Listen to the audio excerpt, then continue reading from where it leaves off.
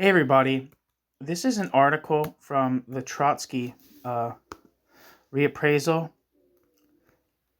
edited by Paul Dukes and Terry Brotherstone.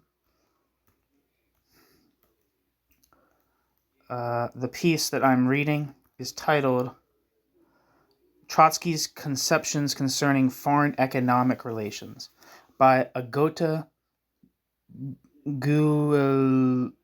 Guellette.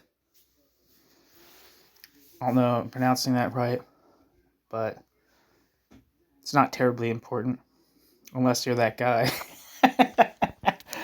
Agota Guellette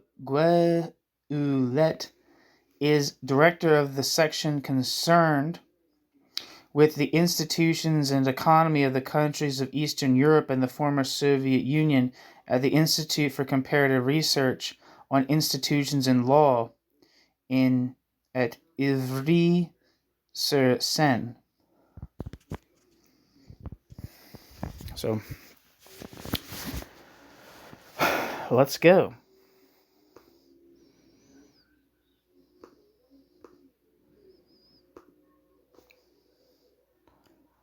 Quote, Trotsky's grasp of economics was sure, but unlike Lenin and Bukharin, Trotsky did not distinguish himself as an abstract economic theorist, End quote.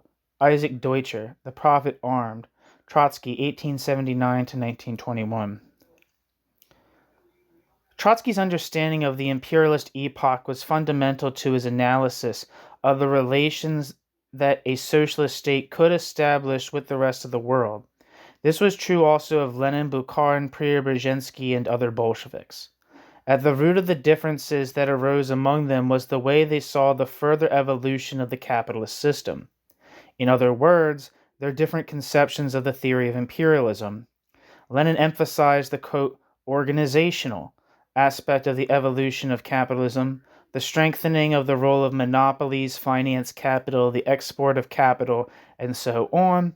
Trotsky assigned secondary importance to these questions in explaining imperialist expansion by the disequilibrium between productive capacity and effective demand. Trotsky in part accepted Rosa Luxemburg's ideas. For Trotsky and Luxemburg, the expansion of foreign trade is synonymous with the search for outlets for goods surplus to consumption in a given capitalist society. The similarities in their analysis end here, however. Even though they predicted the same fate for capitalism, Trotsky did not agree with Luxemburg's view that in a homogeneous capitalist system there could be no foreign trade.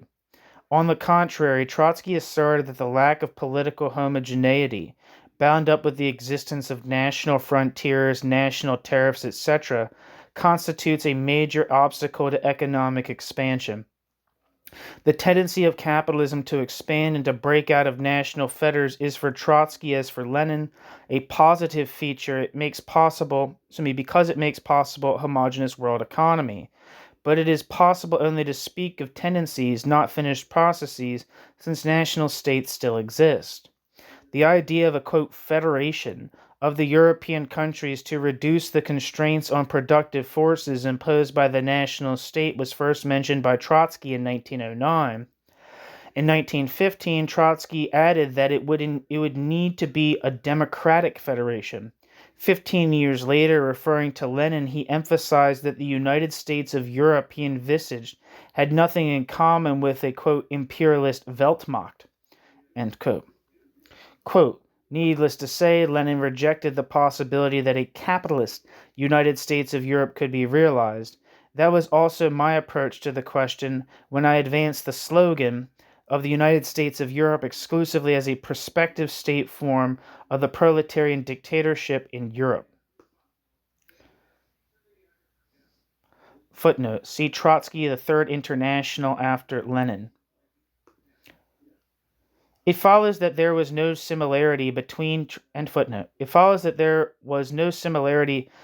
Trotsky's and Bukharin's views on, quote, pure imperialism. On the contrary, as Richard B. Day shows, the difference between them was fundamental.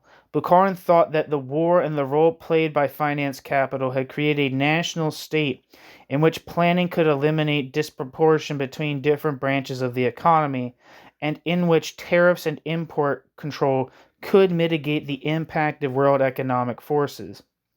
For Trotsky, proportionality is impossible within one country. In contrast to Hilferding, who assigned a very restricted role to the law of value, Trotsky insisted that it is this law which regulates the interdependent world economy. Footnote. See Richard B. Day's article, Socialism in One Country, New Thoughts on an Old Question, in Pensiero e Azione Politica di Lev Trotsky, edited by Francesca Gori, Florence, 1982, Volume 1.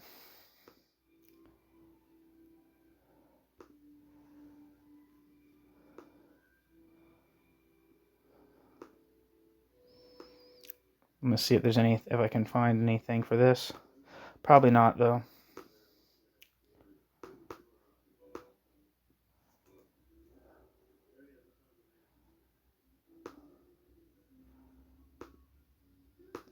I have no internet.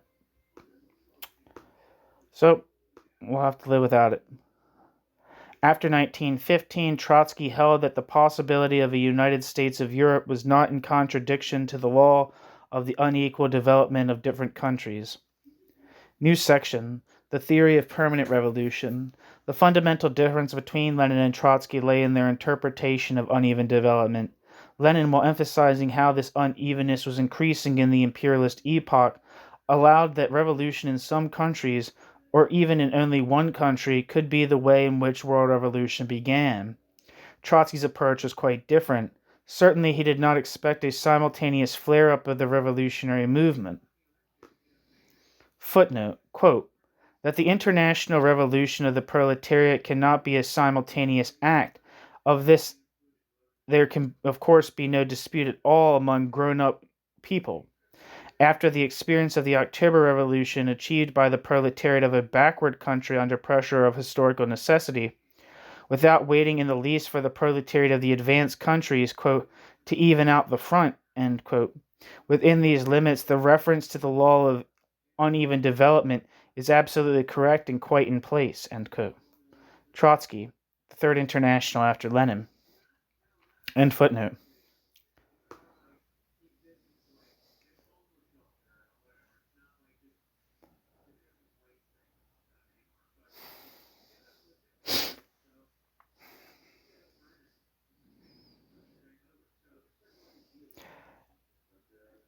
As a good dialectician, Trotsky emphasized the contradictory nature of the law of uneven development under capitalism.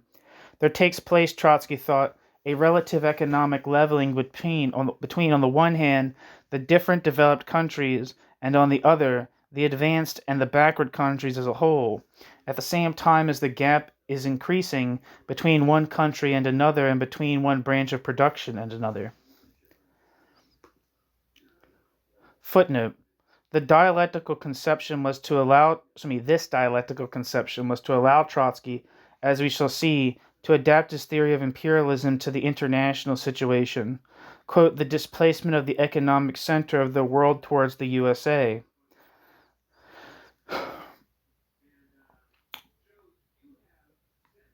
From the report on the world economic crisis and the new tasks of the Communist International, quoted in Baruch Knai passes The Social and Political Thought of Leon Trotsky, which I have already read and will be up on this channel in its entirety, eventually at least.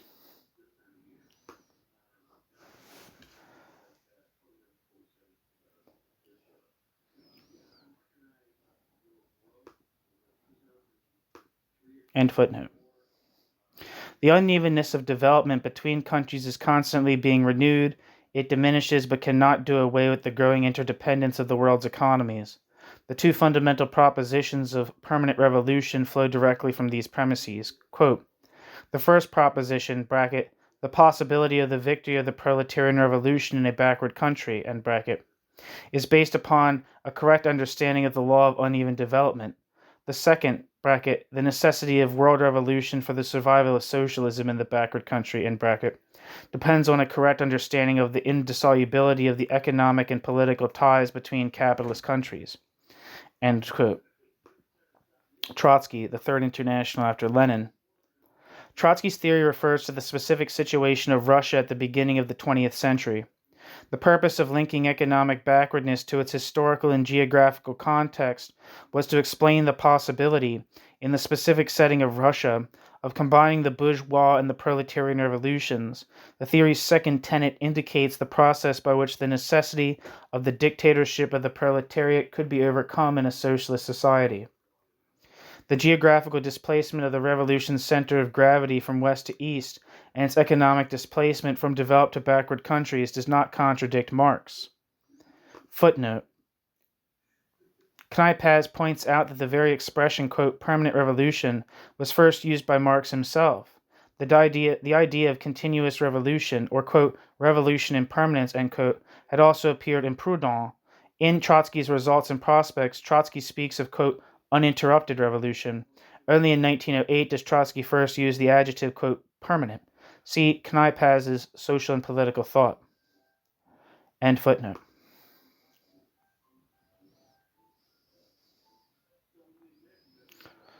Like Marx, Trotsky linked economic backwardness and revolutionary socialism. They both established a correlation between economic factors, in this case, underdevelopment, and socio-political factors, a proletariat which, even though numerically weak, could constitute a revolutionary class. And they both based their theory on socio-political factors as part of a revolutionary strategy. There, however, the similarity between Marx and Trotsky ends. For Marx, there is a delay between the revolutionary phases. For Trotsky, an acceleration. For Marx, the bourgeois and proletarian revolutions are separate but connected. Trotsky telescoped them together, though Trotsky did not conflate them. In opposition to Marx, who believed in the universality of capitalism that creates the world in its image, Trotsky emphasized the differentiation that capitalism creates. Whereas Marx's interpretation makes it difficult to explain how a backward country reaches revolutionary maturity, Trotsky, having stressed differentiation, finds it easy. Trotsky conceived a model of development for Russia distinct from that followed by advanced countries. It rests on a particularly pronounced form of the law of uneven development as this applies to backward countries. The coexistence of modern and archaic forms of production, which Trotsky was to call in the 1930s, quote, the law of combined development, end quote, brings out a dynamic development in the backward countries. Footnote. For references to the, quote, law of combined development in Trotsky's writings, see Knipaz, see Knipaz, page 89, if you're interested. End footnote. It is not a question of a recipe for avoiding the capitalist phase, but rather of showing how industrial modernization, even of a sectional nature, gives rise to a specific social structure which outstrips Western social forms. For Trotsky, industrialization did not result from the internal evolution of Tsarist Russia, but was an importation, taking the form of the transfer of capital and technology. This importation's absorption allowed Russia to perform better than the exporting countries without having to go through intermediate phases. But at the same time, the rest of the economy remained backwards. There was no link between the two parts of the economy. To these economic disparities there corresponded similar disparities in the social sphere. The proletariat appeared before the bourgeoisie, which remained small and unimportant. The social structure of agriculture was juxtaposed to that of the classes engaged in industrial production, but nothing in between. These amalgams in economic and social relations could not last. The fragile social equilibrium was perpetually undermined by the impact of new economic methods that did not originate inside Russian society, and so tended to destroy Russian society's structure. The backward condition of the underdeveloped countries, which assures them a certain stability, becomes a factor of instability leading to the appearance of a new mode of production and a new social structure. Polemicizing with Rajkov, Trotsky said that it is in no way necessary for the preconditions for socialism to be entirely fulfilled before the proletariat exist as a social force. It is enough that, quote, the development of productive forces has reached the stage at which large enterprises are more productive than small enterprises, end quote. Trotsky. For the industrial structure to create automatically the preconditions for socialism.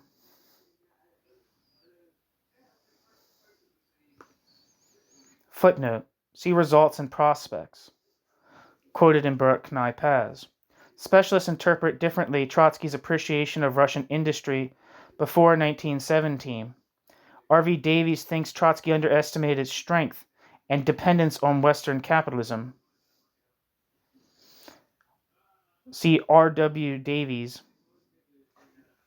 Yes, R.W. R.W. Davies, Trotsky and the Debate on Industrialization in the USSR in Pensiero a Azione.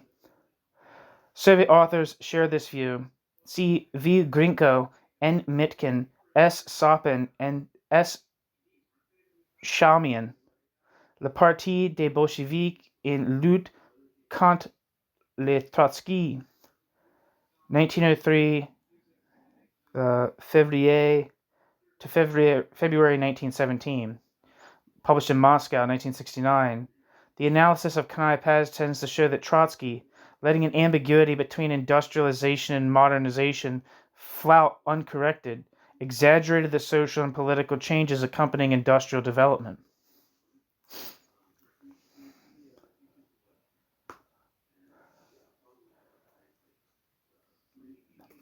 End footnote.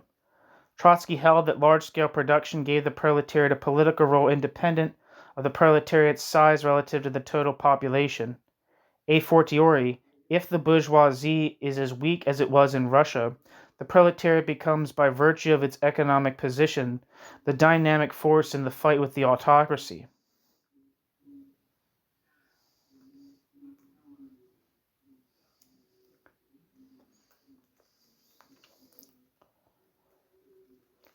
Despite this formulation, alliance with the peasantry is essential during the first phase of the conquest of power. Permanent revolution appears to be tied to two chronologically separated concepts, a national uprising and a class revolution. Footnote. But this conceptual separation does not enable us to establish a real chronological separation of the different phases of the revolution. A revolution should define itself by its final objectives, not by the revolution's intermediary stages. Right through the revolutionary process, stages transcend each other without waiting for the objectives of the previous revolutionary stage to be achieved. In Trotsky's eyes, the leading role of the proletariat in achieving the ends of the agrarian and bourgeois democratic revolutions entails the possibility of its transcendence. End footnote. But Trotsky held the peasant-worker alliance to be only provisional.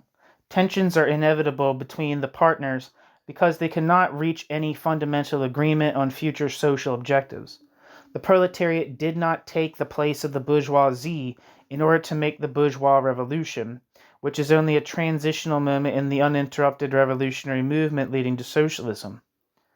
Since, in Marxist thought, each type of revolution has its own specific social ends, the community of interest uniting the working class and the peasantry breaks up. The revolutionary dynamism sparked off by the forces within the backward country reaches its peak just at the moment when the permanent, uninterrupted character of the revolution reveals itself. The advantages of the specific condition of Russia allowed the proletariat to take power, but they became disadvantages when the problem became one of holding on to power, building the new socialist society. Abandoned by its former ally in its social aspirations, the Russian proletariat alone would not succeed in unifying within a modern structure the advanced and the backward elements of the country. The help of its social counterparts in the West would become vital, failing which, the gains achieved would not transcend the aims of the bourgeois revolution. At this precise moment, the permanent revolution, engendered by the specific conditions of underdevelopment, would have to go beyond national frontiers to seek support in the capitalist world. Marxist critics of the theory of permanent revolution are most virulent concerning this crucial point. To be sure, it is not the international expansion of the revolution that is really complained of. It is the reason why Trotsky said that external aid would be necessary, namely the incompatibility between the aims of the workers and those of the peasants. Yet Trotsky only predicted in theory what happened in practice after 1928, the forced collectivization of the peasantry. Even though in 1917, in the April Theses, Lenin seemed to rally to the idea of permanent revolution, there remained an essential difference between them. Trotsky's theory rejected Lenin's formula of the dictatorship of the proletariat and peasantry. Trotsky's refusal to support the sharing of power between workers and peasants was motivated by their social incompatibility. A lasting system of power sharing would have threatened the socialist development of the revolution, since the workers' aspirations went far beyond those of the peasants. A reconciliation between them would therefore be to the detriment of the workers. As to Trotsky's arguments in favor of an international revolution, economics weighed less with him than fear of the emergence of the forces of counter-revolution. As R.B. Day says, quote, external support was thought of as a political balancing factor, intended to compensate for the numerical inferiority of the Russian working class, end quote. Richard B. Day, and bring the revolution to its conclusion.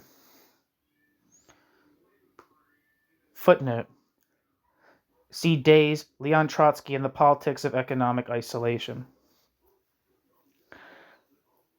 On the other hand, it was in economic factors, particularly the large amount of foreign capital invested in Tsarist Russia, that Trotsky found the basis for the propagation of the revolution in Europe. Footnote. Here again, economic interdependence implies the financial instability of the states of Europe and leads the European proletariat to profit from the political crisis, to seize power and help the final stages of the Russian revolutionary movement. End footnote.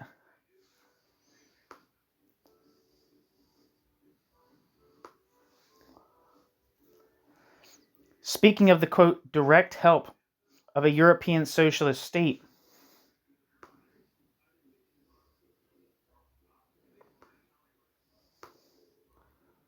where am I? Sorry.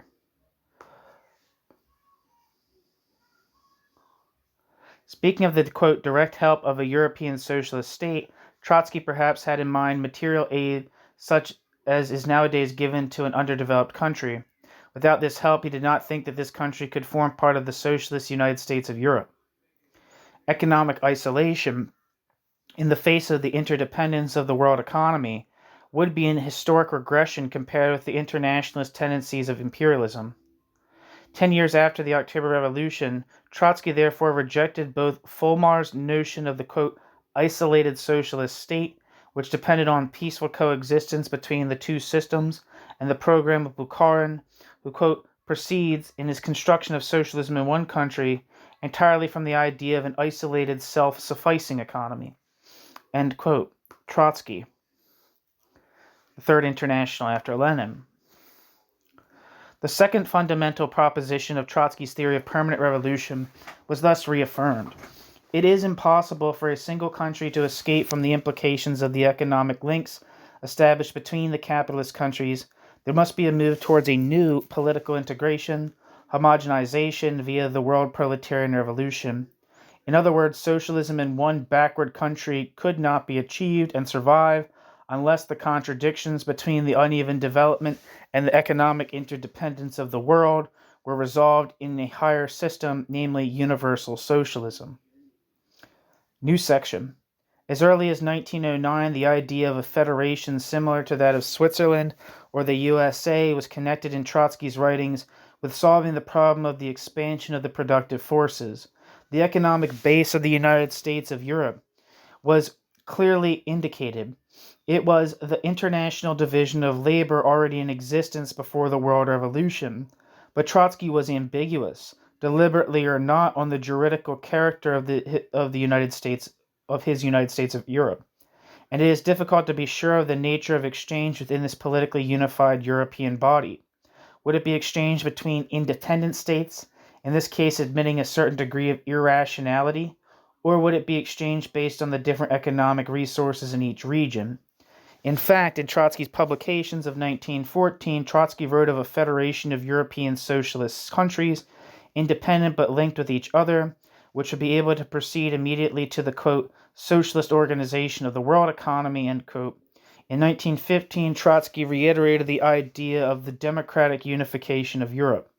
The participating countries would be politically homogeneous, and this would ensure a harmonious expansion of their productive forces, without the obstacles raised by national frontiers.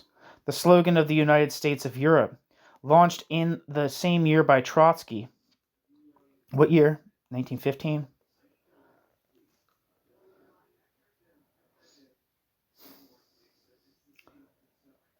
Where am I?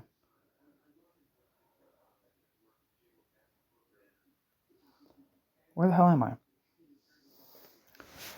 The slogan of the United States of Europe, launched in the same year, I'm assuming that's 1915, by Trotsky, rejects the revolutionary messianism of any one state leading the way to socialism, while declaring in favor of the principle of national self-determination. Trotsky did not abandon the idea of the United States of Europe. Footnote. But by the, quote, self-determination of nations, end quote, Trotsky does not mean the creation of new national states. For Trotsky, this right is a means permitting these states to participate to the full extent of their wishes in the building of the international socialist world. See Deutscher Profit Arndt, page 237. End footnote. Trotsky's program, based from the start on the international division of labor, is the antithesis of the Stalin-Bukharin line of building complete socialism first in a, quote, series of different countries, end quote. This perspective, which envisages, quote, ready-made blocks, end quote, would lead to a unified socialist system in the form of a, quote, sum total of national socialist economies, end quote. Whereas for Trotsky, the economic success of the first socialist countries would consist in laying the foundations of the future socialist world economy. In this context, Day says very pertinently, quote, the operative question for Trotsky was not whether Russia could build socialism in advance of the international revolution, but how to devise an optimal planning strategy, taking into account both the existing and future international division of labor, end quote. Footnote. See Day, Leon Trotsky and the Politics of Economic Isolation, page 4. Nova rather disagrees with the sentence quoted because of the exact meaning of the word, quote, build. He thinks Trotsky would allow that socialism was being built, but in the absence of world revolution, it would remain incompletely built. See Nova's article, Trotsky Collectivization and the 5-Year Plan. End footnote. As to the functioning of the unified system, Trotsky said that there would not be a huge gap between economic relations before and after the European Revolution. Continuity would be assured by maintaining the principle of the international division of labor. Change would take the form of a qualitative improvement in this division, to be achieved by planning, which seems to imply a reorganization of the productive forces on a supranational scale. Thanks to free exchange, no longer blocked by frontiers, the backward countries would be able to leap over immediate phases of development, all the more easily because they had been assimilating the technology of the advanced countries and developing it in the course of the capitalist era. As a result of this acceleration, the backward countries would become increasingly integrated into international exchange. The socialist economic system established on a world scale would eliminate the contradiction between productive forces and absorptive capacities typical of capitalism. The location of production, planned according to rational economic criteria, would correspond to the consumption capacity of an integrally socialist world. This network of exchanges would bring about a symbiosis of Russia and Europe. New section. The theory of isolation. Whereas the theory of permanent revolution implied that, after October 1917, Russia was forging the first link in the new territorial division of labor in the future world system, other factors intervened which changed Trotsky's attitude and the economic policy Trotsky recommended. Like Lenin and other Bolsheviks, for about 2 years after 1917, Trotsky believed that European revolution was imminent. But their divergent views on the significance of peace between Russia and Germany signaled a divergence also about Europe. In accordance with his, quote, law of combined development, end quote, Trotsky expected the European Revolution to conform to the Russian scenario, that is, to begin in the continent's less developed countries. I think this is even true of of countries. Like the less developed areas would, in some sense, uh, be of a country being the place where revolution starts. So I think Trotsky had the idea, I'm not exactly sure about this, so I could be talking out my ass, but Trotsky had the idea that, for instance, like the German Revolution would start in like southern Germany, like Bavaria, and move, and kind of like the revolution would move from like south to north, which is, I guess, in that conception, the Bavaria is less developed than Berlin, which is, I guess, is true. I have no idea. But that's interesting. I can't remember where I got that. It might have been Burke. Can I pass? Back to the footnote. The chronological order, opposite to the usual Marxist sequence, is explained, says Trotsky, by the nature of modern capitalism, which neutralizes proletarian militancy in developed countries, a claim strongly criticized in the Soviet literature.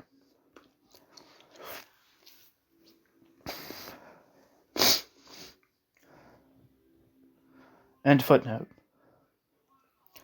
The necessity of revolution on the European continent for the survival of socialist Russia and the objective factor of the decline of capitalism were part of the same logic. So long as capitalism persisted, Europe would not provide the necessary aid for recovery in the land of the Soviets. In Trotsky's view, the lack of assistance was due to both political and economic factors. The incompatibility between socialism and capitalism was such that the West would try to achieve by economic means what it could not by military intervention, to crush Soviet power. At most, Trotsky hoped only for indifference from the capitalist countries. Trotsky's skepticism about foreign aid was reinforced by the breakdown of international economic equilibrium. Trotsky took a negative view of the interdependence of countries, already analyzed in his theory of imperialism, because of the contradictions implied in it. The same phenomenon that made Lenin an optimist made Trotsky a pessimist. General poverty in Europe, faced by the plethora of capital and goods in the USA, was working against the established international division of labor. The disequilibrium would probably become worse. As a result of the Treaty of Versailles, the multiplication of national frontiers and tariffs would lead to a fall in international trade. But the decline of the capitalist world did not follow a straight line. Trotsky took from Marx's trade cycle theory the opinion that economic deterioration in the West might be interrupted by short periods of recovery. Footnote. See Marx, something in France, contradiction interne de la loi. I have no idea if I said that right, so probably didn't, and I have no idea what it means. Where am I? This made Trotsky amend his initial theory of imperialism because Trotsky rejected the idea of a unilateral collapse of the capitalist world. The concept of economic interdependence between Europe and Russia, which prompted Lenin to make his offers of concessions to foreign capitalists, seemed utopian to Trotsky. Nor did Trotsky agree with Lenin that the recovery of Europe would require Russian raw materials. Despite the general interdependence of all countries, which Trotsky never denied, in the political and economic circumstances after the revolution, Trotsky's forecasts were based rather on the political and economic differences between countries. Apart from their lack of economic interest in trading with Russia, Trotsky feared that another factor also would prevent Western nations from engaging in such activity. The pressure of military considerations could outweigh any businessman's calculations of long-term profits to be gained from trade with Russia. Trotsky's theory of imperialism then, combined with his fear of the renewal of the economic blockade and, above all, the slowing down of revolutionary movements in Europe, led Trotsky to propose an economic policy whereby the country, relying on its own resources, would emerge strengthened from these very unfavorable circumstances. New section. Substitutes for foreign trade under war communism, 1918 to 21. Considering, as Trotsky did, that Russia could not count on foreign aid, Trotsky was forced to admit the de facto isolation of Russia and to elaborate a reconstruction policy in that light. 5 years of capital-destroying war and the disorganization of production meant that the country's stock of machinery had been almost wholly destroyed. This led Trotsky to substitute human labor for capital. In these unfavorable circumstances, the national labor force must undertake the role that foreign capital might have played in the Soviet economy. It seems that by substituting militarized labor at home for foreign trade, Trotsky was seeking a transition from capitalism to socialism peculiar to his own backward country. Given this perspective, the militarization of labor acquired both a quantitative and qualitative significance. The country's lag in development meant that, on the road to socialism, it must maneuver around the impasse by way of a sort of pseudo-capitalism. This not only implied independence from foreign machinery and technology, but also demanded that the workers adopt behavior patterns for which their past had not prepared them, since Russia had leapt over the usual stages of development. The militarization of labor was accompanied by the, quote, shock udarnost system. This strategy concentrated scarce resources at what were regarded as the most important or the weakest points of the economy and offered workers material incentives for working at these points. By this violation of the principle of equality, Trotsky hoped to be able to effect rapid changes in the distribution of the labor force and thus overcome the shortages which prevented progress on all fronts.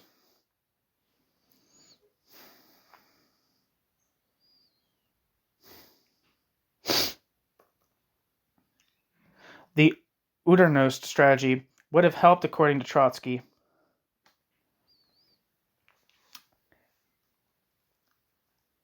to establish proportionality between the different branches and sectors of the national economy. This proportionality between the different branches and sectors of the national economy, Jesus Christ, I'm sorry, I was spacing out. The udarnost strategy would have helped, according to Trotsky, to establish proportionality between the different branches and sectors of the national economy. This proportionality was to fulfill the role that foreign trade should have played, and so represented an approach to self-sufficiency in this particular period. 10 years later, in 1930, Trotsky strongly denied that he had been advocating autarky.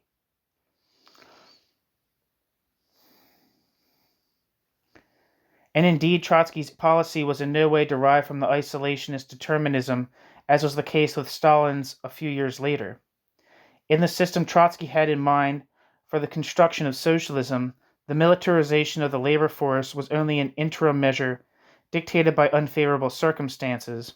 Precise proportionality between sectors would dissolve under universal socialism, which was always Trotsky's goal.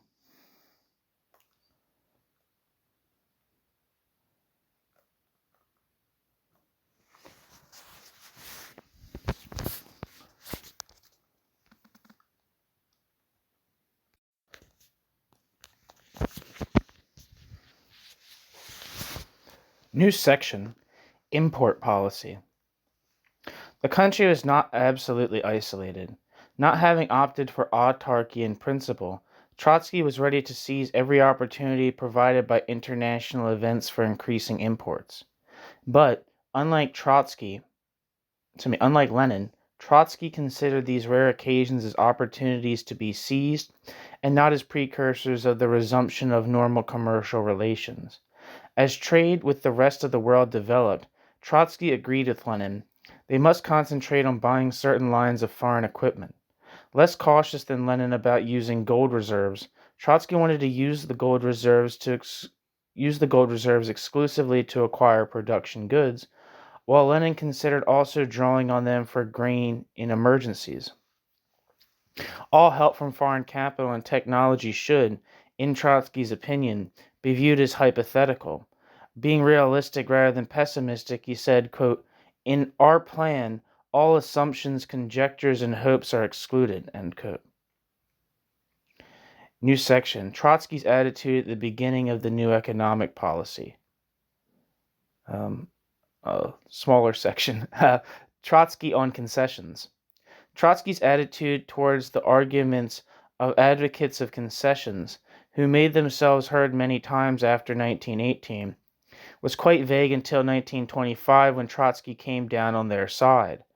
In Trotsky's desire to break the Western embargo, Trotsky, like Lenin, seemed ready to concede certain peripheral areas. Similarly, during the Genoa Conference of 1922, Trotsky favored discussion on concessions under certain conditions.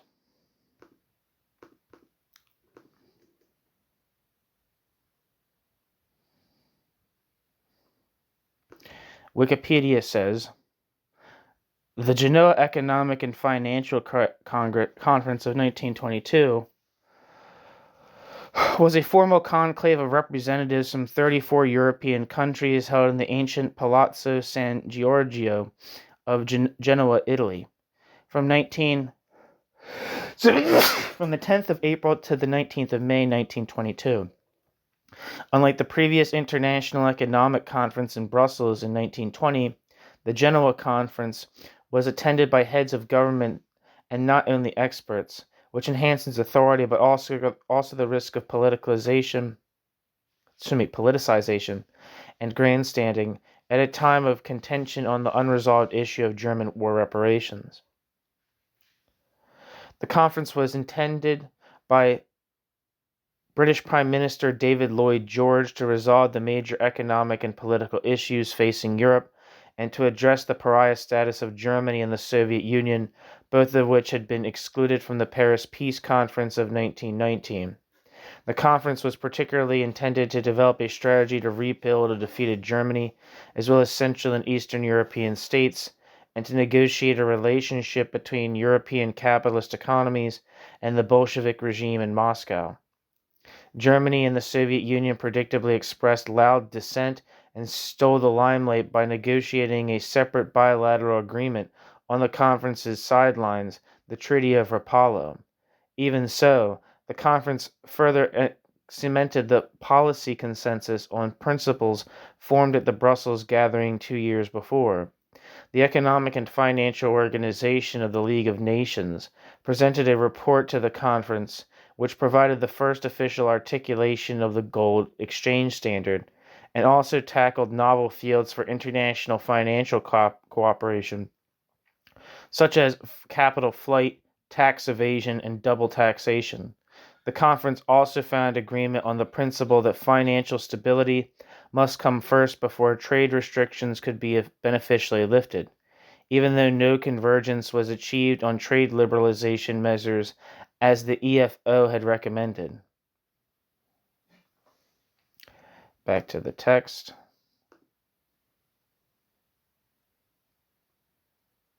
These were similar to the concessions imposed by Lenin, but Trotsky tried to be more flexible. From 1925 to 1927, Trotsky recognized that concessions could speed up Soviet development. They could help to, quote, form scar tissue over certain economic wounds, end quote, just as the Udarno strategy would clear bottlenecks. But the real takeoff in the Russian economy would be assured only by the victory of the European proletariat.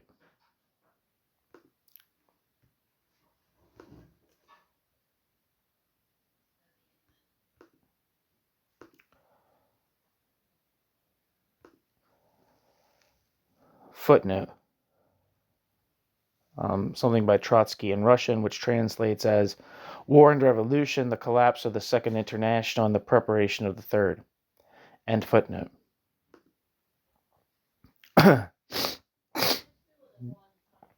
Trotsky reaffirmed his faith in permanent revolution. Outside aid that could be obtained occasionally should be devoted exclusively to industry. However, Trotsky did not envisage, in his Udarnost strategy, giving exclusive priority to heavy industry, as Stalin was shortly to do. Trotsky's flexibility does not mean that he supported the new economic policy as an alternative to the mobilization of the country's labor force. In opposition to the views of many Bolsheviks, Trotsky did not believe that foreign investment offered a real possibility of substituting capital for labor. Trotsky was not indifferent to the value of foreign capital, but in the existing international economic and political situation, and given the poverty of Russia, it would be utopian and even dangerous to count on a serious contribution from concessions.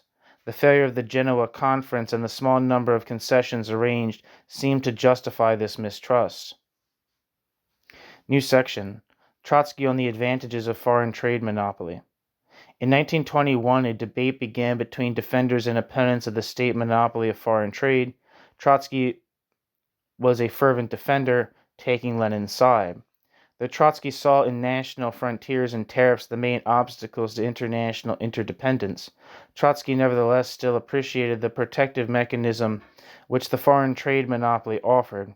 It seems unlikely that he considered this monopoly in the classical sense as a protection for infant industry. He opted for import restrictions. If he opted for import restrictions, it was out of necessity, there being nothing to export.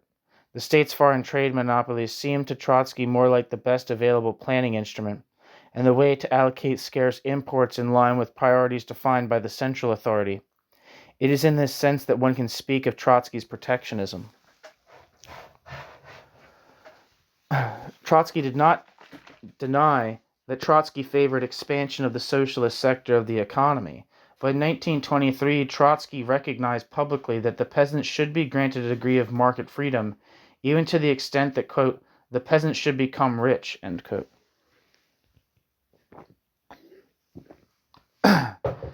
As Nova says, this does not differ fundamentally from Bukharin's slogan of 1925.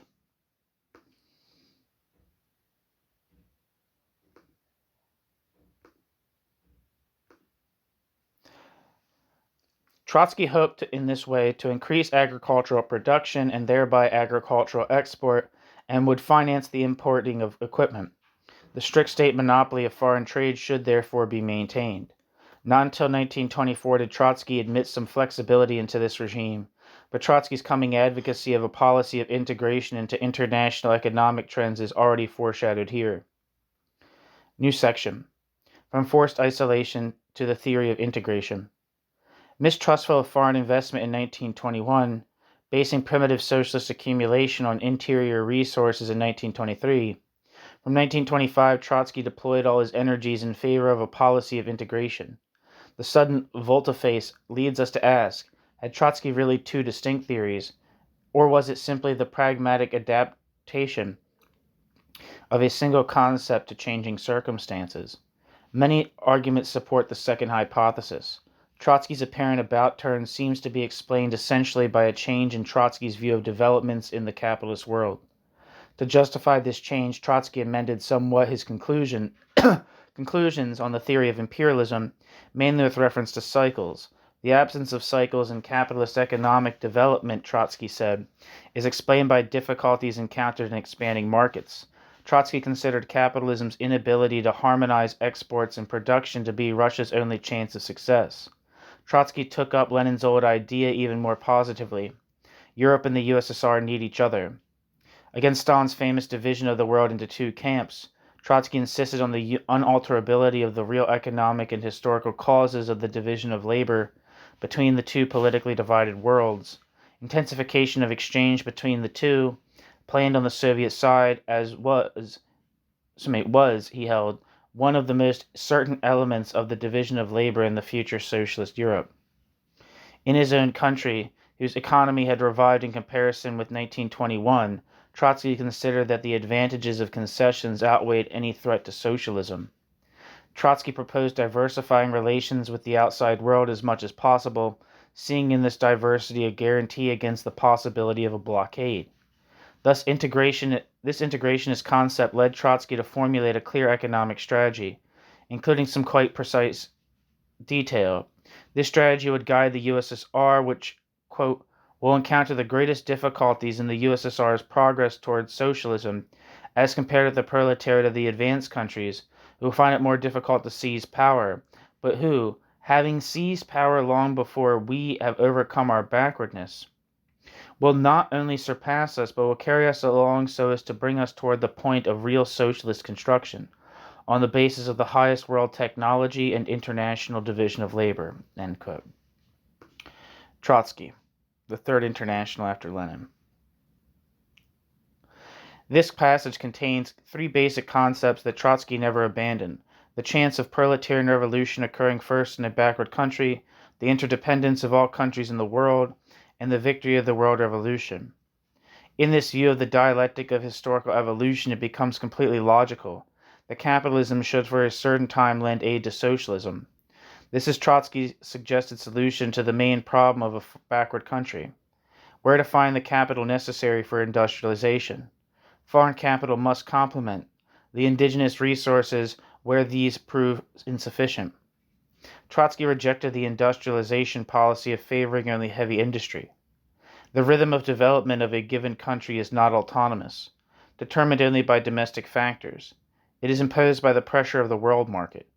Not only the speed of growth, but also its direction should be in accord with the relations prevailing in the world economy as a whole. Trotsky proposed to exploit the role of foreign trade as an accelerator and to direct the choice of investments by means of a system of comparative coefficients. But if a commodity had a low coefficient, this did not automatically mean that it must be imported. Thanks to planning, the state could still invest in producing it and could appeal to foreign capital to support, even to develop the weak points in the economy. Since Trotsky did not confine his coefficient to producer goods, Trotsky changed his policy of on imports. With his concessions to the consumer, he now openly distanced himself from the economic solution proposed by Preobrazhensky. The system of coefficients was not, of course, incompatible with the protection of, quote, infant industries. But the latter had to be chosen with care without arbitrary distortion in favor of one particular sector, which is what Stalin's strategy was to amount to. Trotsky's analysis of how to direct the state economy, quote, scientifically, during the phase of its, quote, isolated march, in the hostile capitalist environment attuned perfectly with the political views of the partisan of world socialist revolution. Taken as a whole, Trotsky's conceptions could only provoke Trotsky to violent reaction against the solution of building socialism in one country isolated from the world, even, quote, at a snail's pace, end quote. Trotsky attacked both the, quote, construction of socialism in one country, bracket, based entirely on, end bracket, the idea of an isolated self-sufficing economy, end quote. Trotsky. And the slow pace proposed. Although Trotsky criticized Folmar's idea of the, quote, isolated socialist state, end quote, Trotsky found it more convincing than the isolation advocated by Bukharin.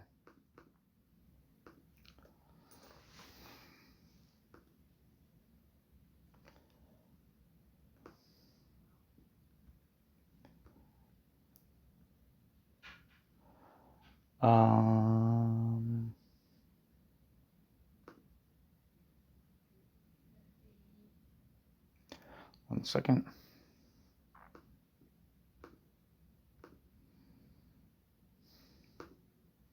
I want to look up Fulmar because I wanted to earlier and my internet wasn't working, so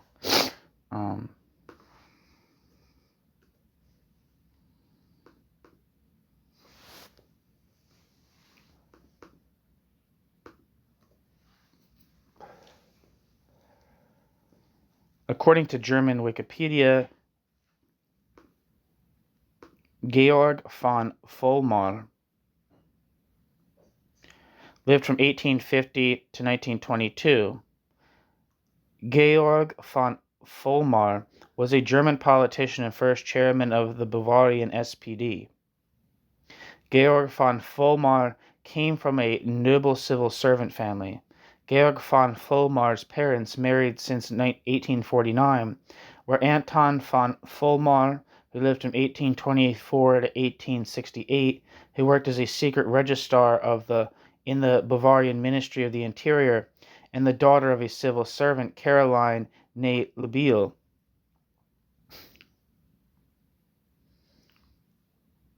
The couple were already living separately in 1857. From 1860 onwards, the father vigorously pursued a divorce and the obviously broken marriage. From 1861 to 1865, their son Georg attended the Latin school and the boarding school of the Benedictines of St. Stephen in Augsburg, where Georg von Fulmar received a strict Catholic education. Georg von Vollmar was unable to attend the grammar school at St. Stephen due to poor grades in the Latin school. Following the example of his uncle Josef von Vollmar, colonel, he initially aspired to a military career in 1865 and joined the Bavarian army as a volunteer private and cadet. During the 1866 war against Prussia, Georg von Vollmar was promoted to second lieutenant. Georg von Vollmar deserted in 1867, quote, discharge as punishment, end quote, and without his parents' knowledge enlisted as a volunteer in the papal army of Pius IX in Rome in 1868. At the instigation of his father, Georg von Vollmar was transferred to the Bavarian embassy in Rome at the end of 1868. He had signed his commitment until 1872 and made himself 2 years older, and sent back to Munich. Georg von Vollmar refused re-entry into the Bavarian army of the Franco-Prussian War because of his desertion. As a war telegraph officer in the service of the field railway, Georg von Vollmar nevertheless took part in the campaign against France. In January 1871, under unclear circumstances, Georg von Vollmar was shot in the left foot near Blois and returned as an invalid. Georg von Vollmar's high military relatives and uncle by marriage was General von Brodesser, secured his rehabilitation and maintenance with a high invalid's pension, 1,087 guilders per year. In addition to working as a journalist and writer, Georg von Vollmar occupied himself with politics, philosophy, and literature, living with his mother Caroline Leubel in Munich and Miesbach. His father had died unexpectedly at the end of 1868. In 1877, through social democratic contacts, Georg von Vollmar became editor of the Dresdner Volksboten. Sentenced to 10 months in prison for lèse majesté, he served his sentence in Zwickau prison. From 1879 to 1880, at the suggestion of August Bebel, Georg Vollmar was editor-in-chief of the central organ Der Sozialdemokrat, which was published in Zurich during the time of the socialist lulls. In 1881, however, Vollmar had to give up his position because of his radical revolutionary ideas, which increasingly brought von Vollmar into conflict with social democratic members of the Reichstag. After a brief stay in Paris, Georg von Vollmar was elected to the Reichstag in 1881 for the Saxon Reichstag constituency of Saxony 15 Mittweida. Vollmar was a member of the Reichstag from 1881 to 1887 and from 1890 to 1918, and from 1884 for the Reichstag constituency of Upper Bavaria to Munich. Vollmar won his mandate because the bourgeois camp had deliberately splintered itself in order to defeat the previous representative, Anton Westermayer, city pastor and member of the all-powerful Centre Party in Bavaria. In addition, von Vollmar was a member of the Saxon State Parliament from 1883 to 1889, and a member of the Bavarian State Parliament from 1893 to 1918.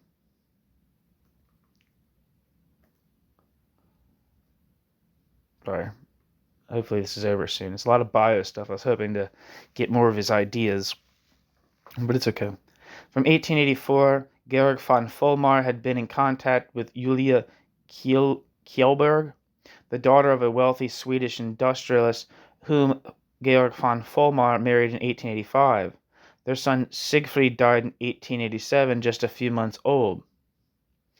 Georg von Vollmar's wealthy wife enabled the formerly left-wing radical politician to live a comfortable life and had a luxurious villa with a park built in Erfurt on Lake Valhensee. I don't know how to say that.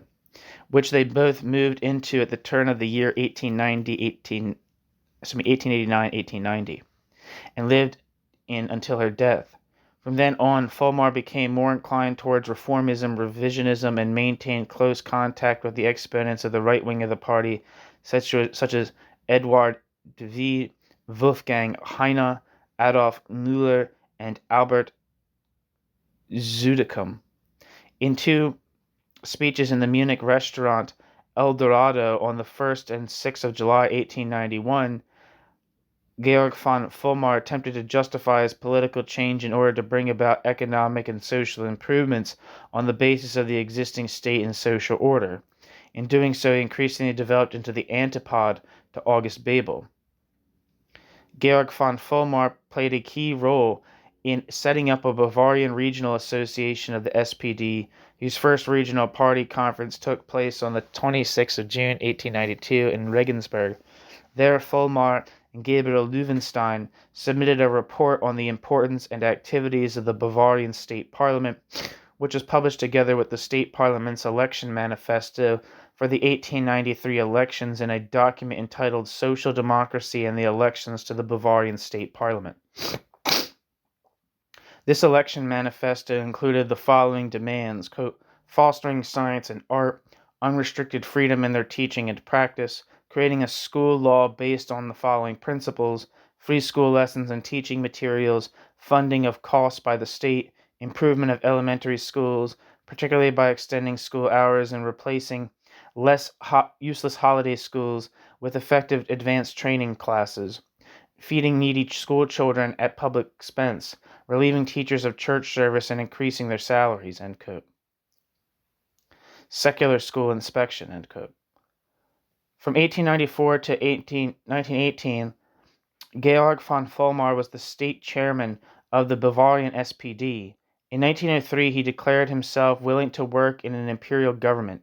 At the beginning of the First World War, Georg von Fulmar was a staunch advocate of the Burgfrieden policy, and until the end of the war, Georg von Fulmar was an intolerant supporter of the Siegfried Peace. In 1918, Georg von Fulmar resigned his mandates for health reasons, whereupon Kurt Eisner was nominated as a substitute for the upcoming state election. Von Fulmar lived in Urfeld am Wachensee in the house Soyensaas, today Karwendelblik, whose foundation stone he laid in 1884. Georg von Fulmar died at the age of 72.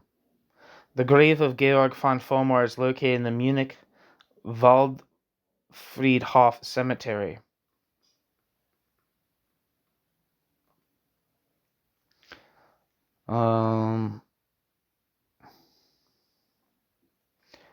Yeah, that didn't tell me anything about his economic policies, but that's okay.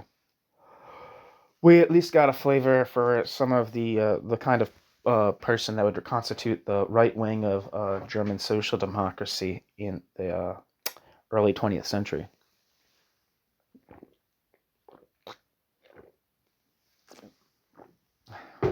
Back to the text.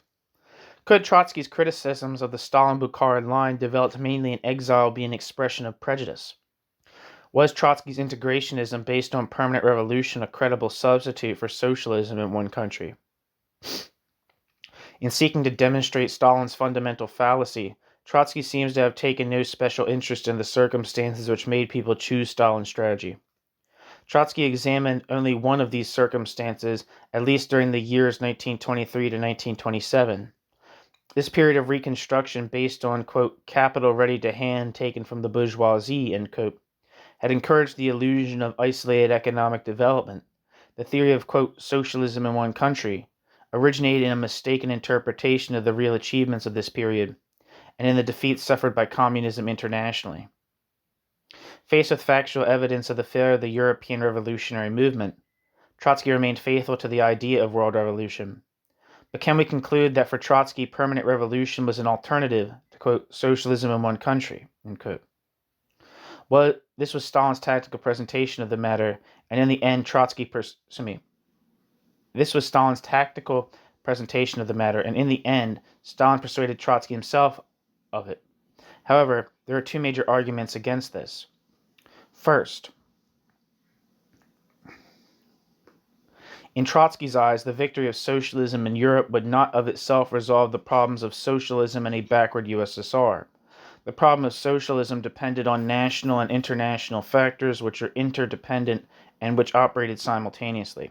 Secondly, it was Trotsky himself who was fighting for rapid industrialization and efficient exploitation of internal resources, quote, all measures which Stalin himself were eventually to adopt as part of the drive for, quote, socialism in one country, end quote.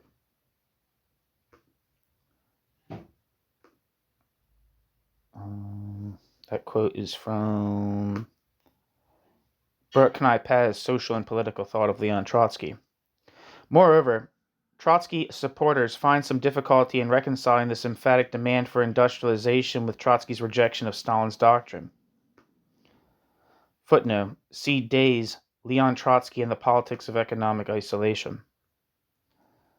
End footnote. The essential difference between Stalin and Trotsky is not reducible to the opposition between their strategies. The essential difference is the isolation which Stalin's doctrine implied, the antithesis of Trotsky's conception, which was based on the international division of labor. This division, formed during the capitalist era, will prevail for a long time. The world market exercises control over all its component parts, the socialist country and the rest of the world alike. Any attempt to separate these parts would reinforce the political barriers constituted by national frontiers. A socialism built in such a way would be a historical regression in relation even to capitalism. Here we are back with the logic that Trotsky developed in his analysis of imperialism. The end. Thank you so much for listening.